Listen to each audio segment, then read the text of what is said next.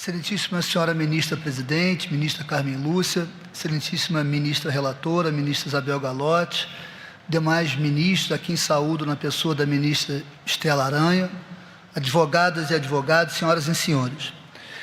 O caso em julgamento, eu vou afirmar sem medo de errar, trata-se do maior esquema de abuso de poder político e econômico da história das eleições do Rio de Janeiro.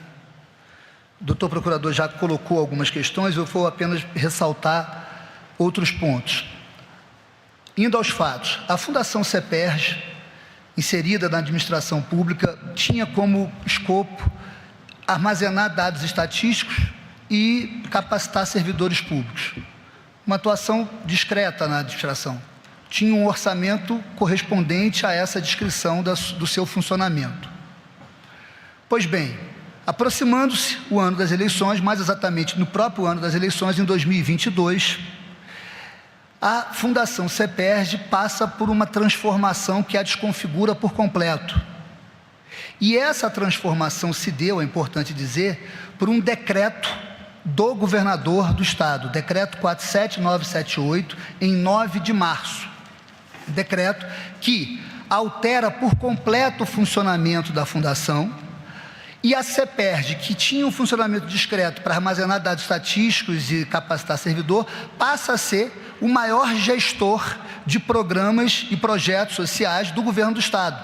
O decreto autoriza todo e qualquer órgão da administração firmar convênios e parcerias com a Fundação CEPERJ, transferindo recursos orçamentários para a Fundação CEPERJ executar tais projetos. A Fundação CEPERJ que não tinha expertise para isso.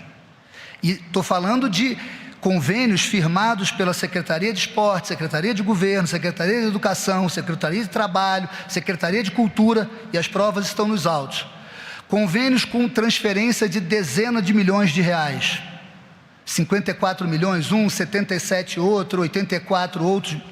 E com esses, e isso se dá, volto a repetir, se dá a partir de um decreto do governador do estado. A partir desses convênios e com a entrada de recursos, a Fundação CEPERJ contrata, a partir de março, cerca de 28 mil funcionários. E aqui quero registrar, 28 mil a partir de março, e essa contratação se encerrou em 3 de agosto, quando veio uma ordem judicial determinando a suspensão dessas contratações. Essas contratações se deram sem nenhum critério. Não havia nenhum critério simplificado, não há currículo, não há função, não há atribuição, não se sabe nem o nome dessas pessoas. Não houve nenhum tipo de publicidade, publicação em diário oficial, nem pensar. Ou seja, tudo para fugir aos órgãos de controle, a análise, a fiscalização, né? Mas não parou aí esse absurdo. Essas cerca de 28 mil pessoas, para ser mais exato, 27.665, recebiam as suas remunerações, por assim dizer, na boca do caixa, com recibo de pagamento de autônomo, a RPA, e por ordem de pagamento ao portador. Ordem de pagamento ao portador. Não havia informação de conta bancária, não havia contra-cheque. E assim, nós estamos falando de contratação de funcionários, é necessário fazer retenções, mas não se preocupou com isso.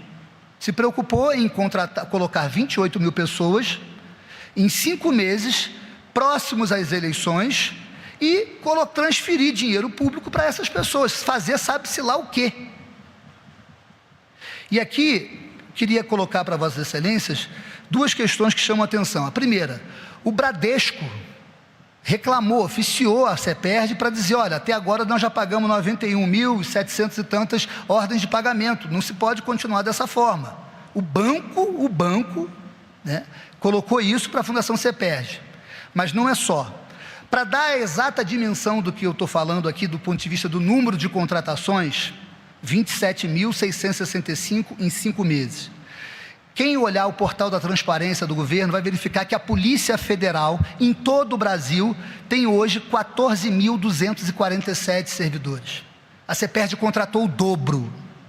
A Polícia Federal tem 14.127 servidores contratados ao longo dos anos mediante concurso público. O INSS, para atender 23 milhões de aposentadas, aposentados, pensionistas e pensionistas, tem 17.929 servidores. Isso está no portal da transparência. Mas indo para a realidade do Rio de Janeiro, em 2022, o número de professores, o total de número de professores da rede pública estadual do estado era de 27.575 docentes. Ou seja, a CEPERD contratou mais do que o universo total de número de professores da rede pública estadual. Aqui tem uma curiosidade a falar, né? Nós estamos falando de 2022. Se optou em fazer a contratação de 27.665 e derramar dinheiro público sem nenhum controle. Tivesse investido nos professores, talvez o estado do Rio de Janeiro não fosse o penúltimo no IDEB de 2023. Porque o abuso de poder, normalmente o abuso de poder econômico com dinheiro público, sacrifica os mais pobres, que dependem mais do braço do Estado, né, e que dependem da educação pública. Mas voltando aqui, continuando. Esses fatos são fatos incontestes, não há contestação desses fatos.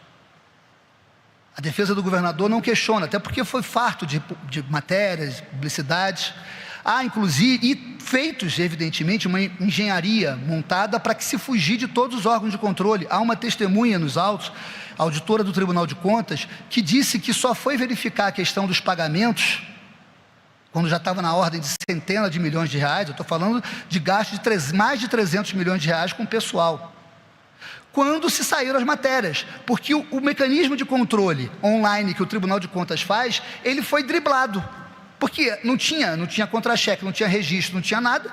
Então o pagamento era feito mediante, na boca do caixa, mediante ordem de pagamento. Não dá para imaginar que números tão expressivos quanto esse, numa engenharia tão detalhada como essa, não tenha passado pelo gabinete do governador do estado. Nós estamos falando da totalidade do número de professores do estado. Não dá para falar isso. Até porque foi o decreto do governador que fez tudo isso. Foi a partir do decreto. Se verificar todos os convênios, então está no processo, vários documentos do convênio, coloca, considerando o decreto 47978, considerando o decreto 47978, imaginar que esse decreto não foi pensado com todos esses detalhes, é imaginar que o governador assina qualquer coisa sem pensar nas consequências dos seus atos. E quero crer que no estado do Rio de Janeiro não acontece isso. Esse tipo de engenharia foi feito para se usar dinheiro público, derramar dinheiro público, e por isso que falei que esse certamente é o maior caso de abuso, porque nós estamos falando de 28 mil pessoas, ou seja, nós estamos falando do universo, o dobro de policiais federais que o país tem, o dobro, né? E a defesa do governador nega a repercussão no eleitoral, não há provas da repercussão no eleitoral. Não sei se a defesa imagina que tivesse que ter uma ata, né, para dizer, olha, fulano vai fazer isso, Beltrano vai segurar a bandeira, outro vai desviar o dinheiro, vai fazer rachadinha, vai fazer o que for, seja lá o que for.